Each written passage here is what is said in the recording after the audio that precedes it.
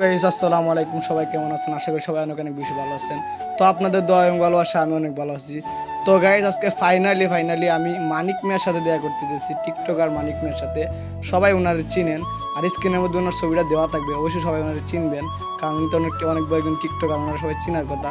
তো তাড়াহুড়া করে ফ্লাইওভারের মধ্যে উঠে গেলাম, উঠে যাইতেছি তাড়াহুড়া করে মানিক মিয়ার দোকানে।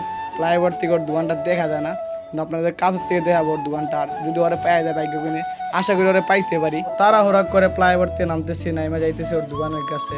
জানি না গাইস ওর সাথে দেখা হবে কিনা, আশা করি দেখা হওয়ার লাগিয়া, কিন্তু পামো কিনা সন্দেহ আছে। তো তাড়াহুড়া করে ফ্লাইওভার থেকে নাইমা ওর দোকানের কাছে চলে যাইতেছি। গাইস আমি অনেক এক্সাইটেড, এই দেখেন মানিক মিয়ার ছবি, মানিক মিয়ার দোকানে এসে পড়ছি, কিন্তু ভিতরে যাবো এখন গিয়ে দেখি মানিক মিয়ার পাই কিনা। আয় রে আফসোস, কপাল পুরা কপাল, মানিক মেরে পাইলাম না। ওই নাকি বাইরে গেছে, ওই নাকি আইতে এক সপ্তাহ লাগবে। তো ওনার দোকানটারে আমি আপনার দেখাইতেছি, দোকানটা দেখাই আমি কপাল খারাপ, কপাল হাত তাফাইতে চলে দিতেছি আবার বাসার দিকে। আবার একদিন আসবো, আইসা ওনার সাথে দেখা করে আপনাদের সবাইকে দেয়া। আবার ওনার দোকানটা দেখেন, ওনার দোকানটা হচ্ছে জিরানি বাজারে। ওই জায়গার মধ্যে আসলে ওনার সাথে দেখা করতে পারে, না আবার নাও থাকতে পারে, ওর তো ঠিক ঠিকানা নেই, অনেক বড় সেলিব্রিটি।